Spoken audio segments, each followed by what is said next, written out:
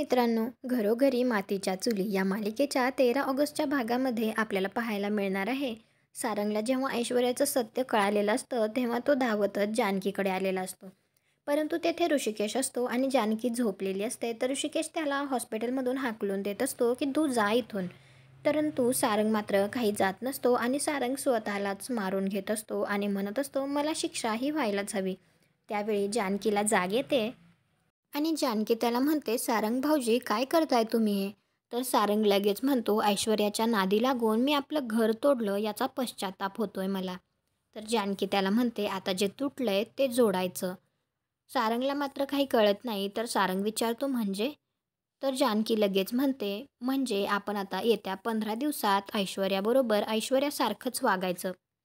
जानकी म्हणते आता डावपेच नाही तर युद्ध होणार आणि त्या तिघांची एकी होते. म्हणजेच आता ऐश्वर्याला सुद्धा सारंगची साथ भेटणार नाही. दुसरीकडे घरी सुमित्रा ऐश्वर्याला विचारते काय ग सारंग आला का. तर ऐश्वर्या म्हणते नाही मला नाही माहिती.